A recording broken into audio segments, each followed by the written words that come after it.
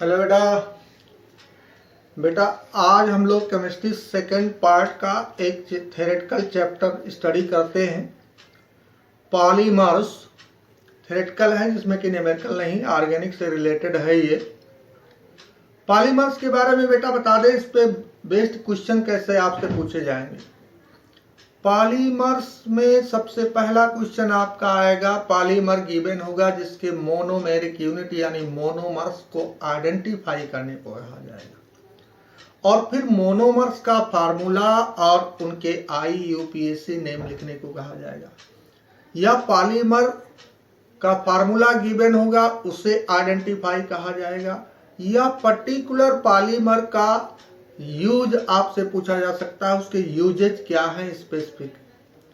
तो आपको किसी भी पॉलीमर के क्या यूजेज हैं उसको स्टडी करना है, उसके मोनोमर्स क्या हैं उसे स्टडी करना है, उनके IUPAC नेम, उनका फार्मूला और मोड ऑफ पॉलीमराइजेशन, कितने टाइप्स के पॉलीमर होते हैं।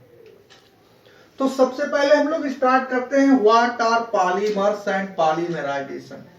पॉलीमर्स सिंपली बेटा आपको बताएं, polymers are the substances which are formed by combination of large number of repeating units, which are formed by large number of repeating units।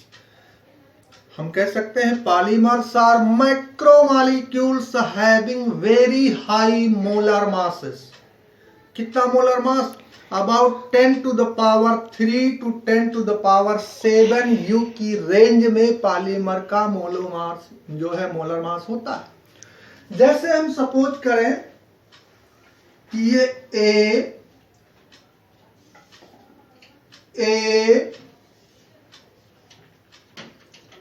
a large number of these units are combined together।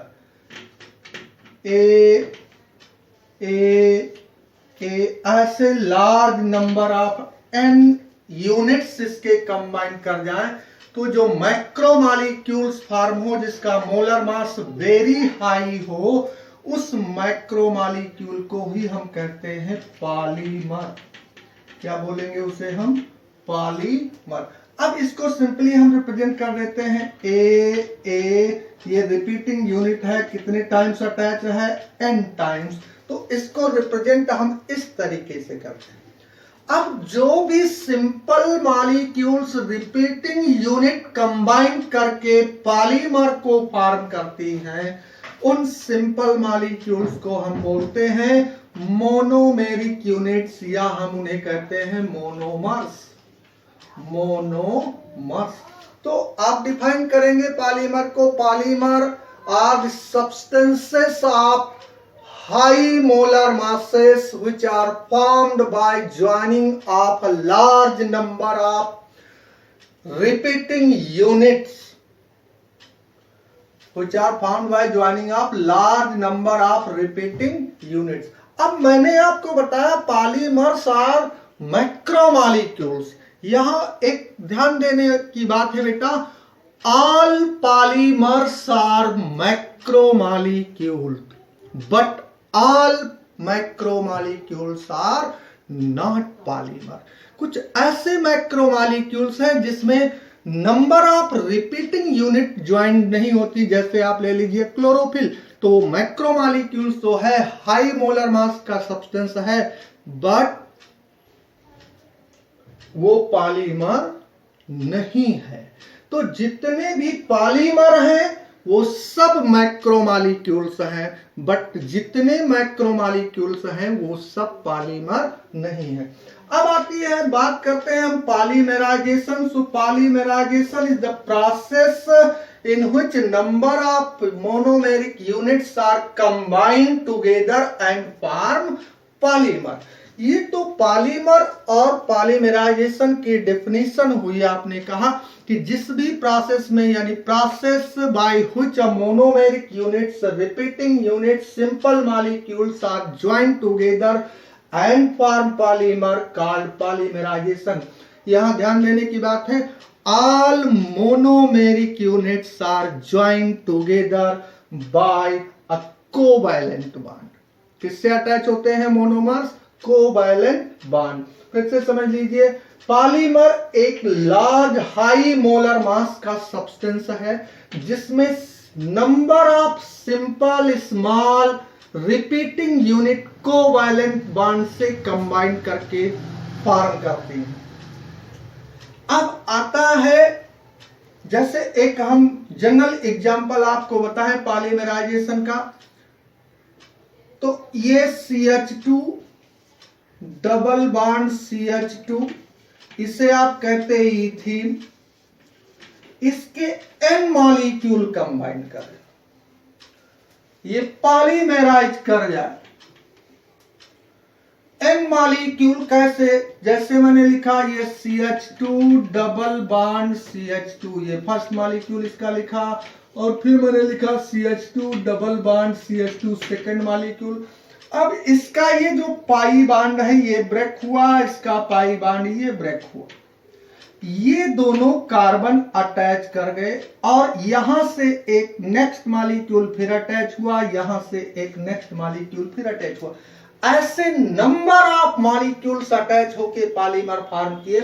तो इस polymer में एक repeating unit क्या form हुई? ये CH2 bond CH2 ही repeat हो रहा है। तो हम इसको कैसे रिप्रेजेंट करते हैं? हम कहते हैं CH2 बॉन्ड CH2 कितने टाइम्स? N टाइम्स अटैच हो गया, तो ये इथीन से बन गया पॉलीइथीन, जिसे हम कहते हैं polythene. So polythene is the polymer whose monomer is the ethene. तो ये तो पॉलीमराइजेशन हुआ। अब इसके बाद हम लोग डिस्कस करते हैं क्लासिफिकेशन ऑफ पॉलीमर्स। तो पॉलीमर्स को डिफरेंट बेसिस पे क्लासिफाई किया गया है। कैसे? On the basis of sources, on the basis of structure, on the basis of molecular forces, right? On the basis of mode of polymerization. तो इसके बाद हम लोग कंसीडर करते हैं क्या? Classification of polymerization. ठीक, अच्छा बेटा, क्लासिफिकेशन से पहले दो टर्म हम आपको एक्सप्लेन कर दें। एक है होमोपॉलीमर, होमोपॉलीमर, और दूसरा है कोपॉलीमर। होमोपॉलीमर एंड कोपॉलीमर बहुत सिंपल है। जैसे सपोज करो यहां पे ये मोनोमर ए और ये पॉलीमर फॉर्म कर रहे हैं, ए बांड ए ऐसे अटैच होगा, और यहां पे मोनोमर्स ए है, बी है, इसके N मॉलिक्यूल, इसके N मॉलिक्यूल, ये A और फिर ये अटैच हुआ B से, फिर A फिर B ऐसे अटैच। अब पॉलीमर तो ये भी है, पॉलीमर ये भी है, but this polymer is formed by one type of monomer. इसकी रिपीटिंग यूनिट सब सेम है। ये देखिए इसके मोनोमर्स क्या है? सेम है सब। तो इसे हम कहेंगे homopolymer, means polymer whose repeating units are same, which are formed by one type of monomeric unit. But इस पॉलीमर में देखिए जो मोनोमेरिक यूनिट है वो डिफरेंट है, A and B. So polymer which are formed by different types of monomeric units are called copolymer. उसे हम क्या बोलेंगे? कोपॉलीमर, यानी जिसमें डिफरेंट मोनोमर्स कंबाइंड करके पॉलीमर को फॉर्म करते हो उसे हम बोलेंगे क्या? कोपॉलीमर। और जिसमें सेम टाइप्स के मोनोमर कंबाइंड करके फॉर्म करें पॉलीमर को, ऐसे पॉलीमर को हम बोलेंगे होमोपॉलीमर। अब इसके बाद मैं बताता हूं क्लासिफिकेशन। तो अब हम लोग पॉलीमर का क्लासिफिकेशन देखते हैं बेटा। सबसे पहला क्लासिफिकेशन है on the basis of sources. Source क्या है पॉलीमर का। तो इसमें 3 टाइप के पॉलीमर क्लासिफाई किए गए हैं, 3 टाइप्स के। एक को बोला गया है नेचुरल पॉलीमर। क्या बोला गया है? Natural polymers.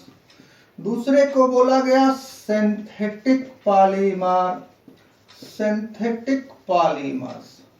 और थर्ड कैटेगरी है आपकी सेमी सिंथेटिक।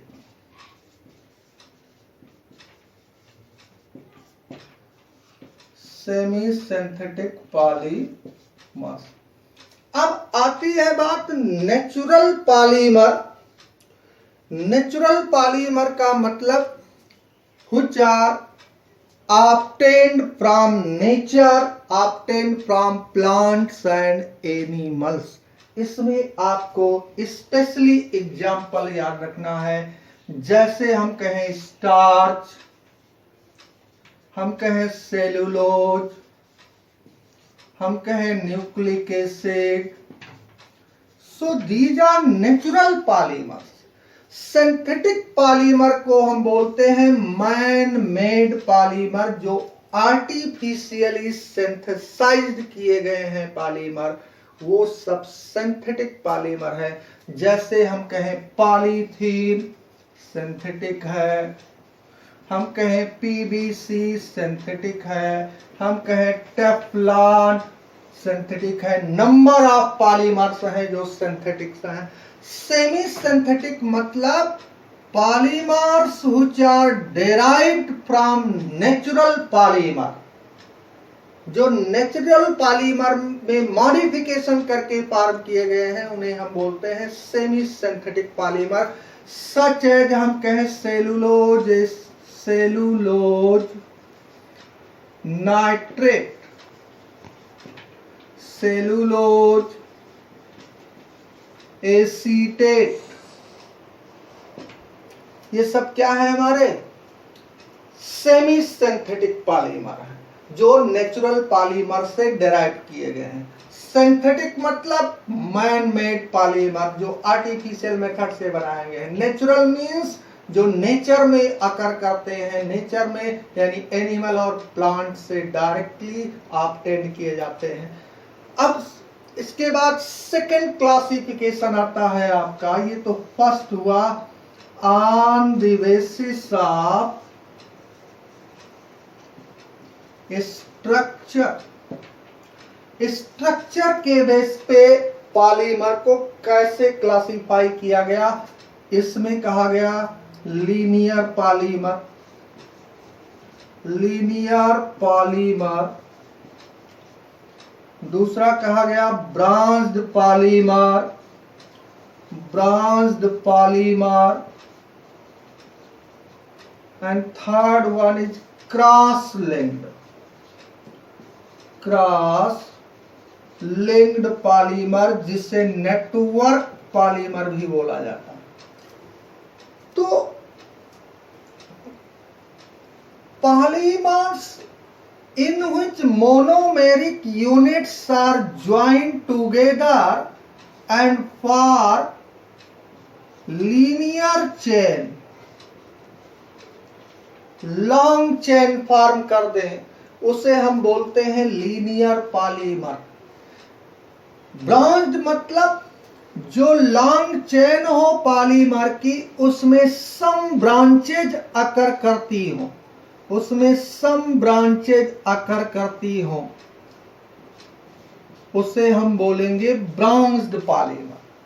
ये मोनोमर्स है, इसमें एक लॉन्ग चेन होती लीनियर पॉलीमर, और जब लॉन्ग चेन में सब ब्रांचेज आ जाती हैं तो उसे हम बोलते हैं ब्रांच। और जब लॉन्ग चेन जो है पॉलीमर की which are joined together and form 3-dimensional network structure, ऐसे लॉन्ग चेन आपस में अटैच हो जाए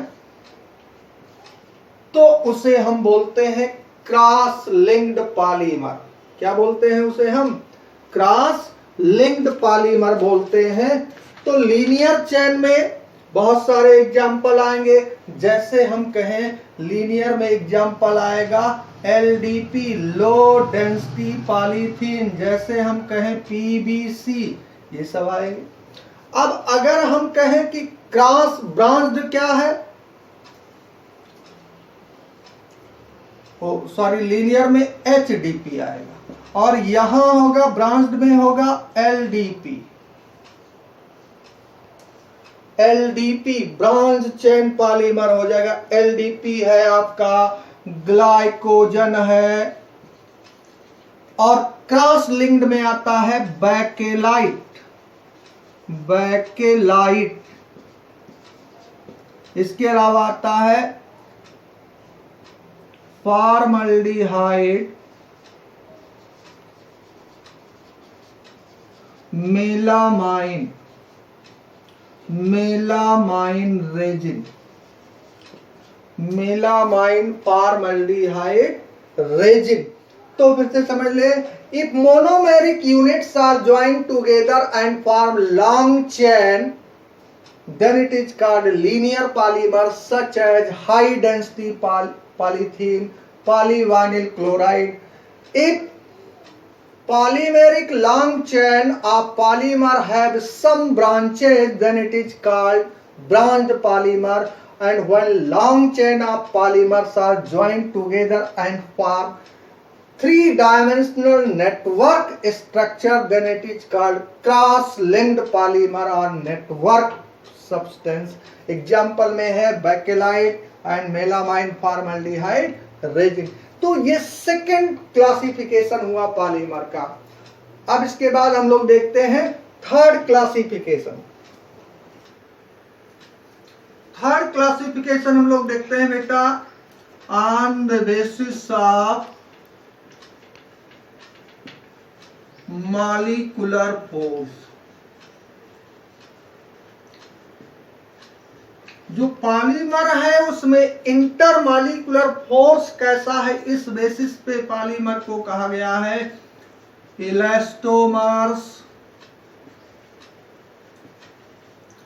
इसे कहा गया है फाइबर्स,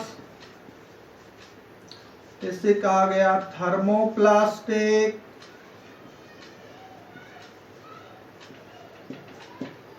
इसे कहा गया है थर्मोसेटिंग।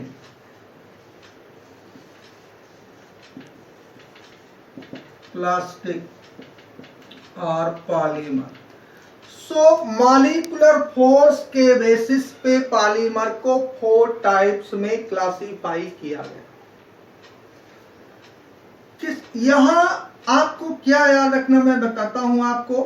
ये इलास्टोमर्स है, इलास्टोमर्स, यहां थर्मोप्लास्टिक,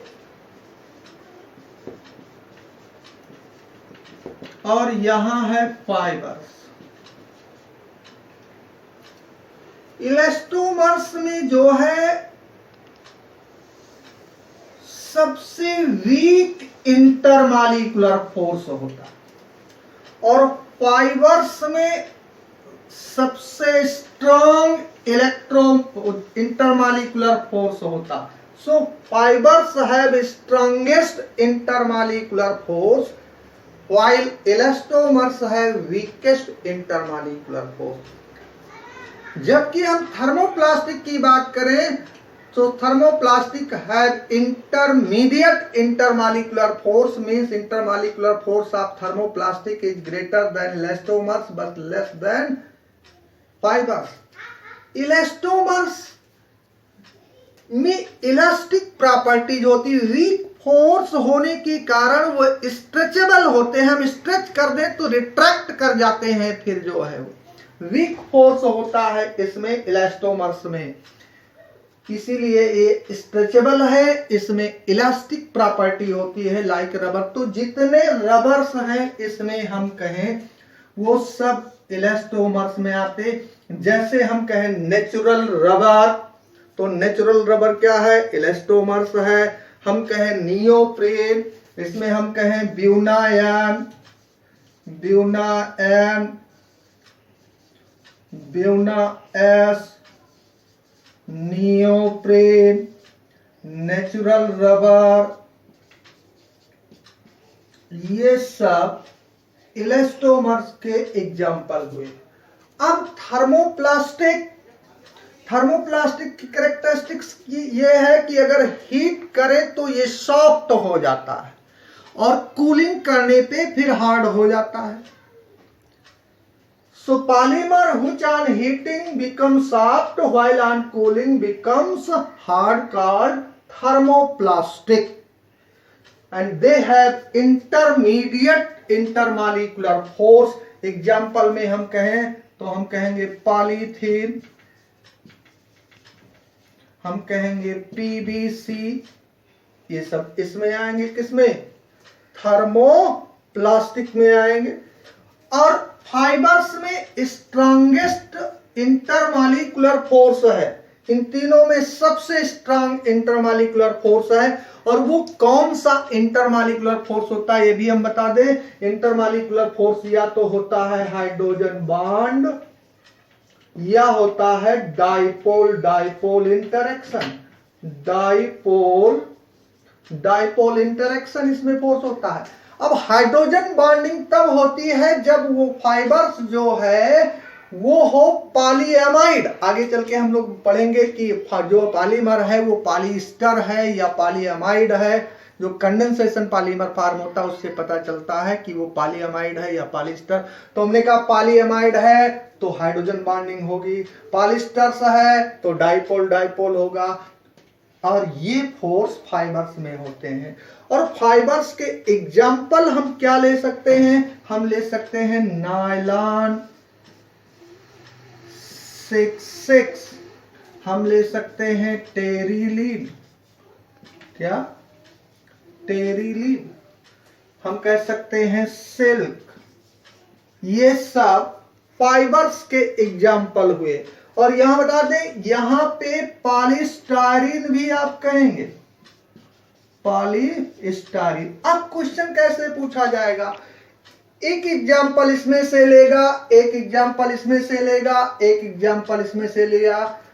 जैसे उसने कहा नियोप्रीन, पॉलीस्टाइरीन, टेरिलीन, कहेगा arrange them in their increasing order of intermolecular force.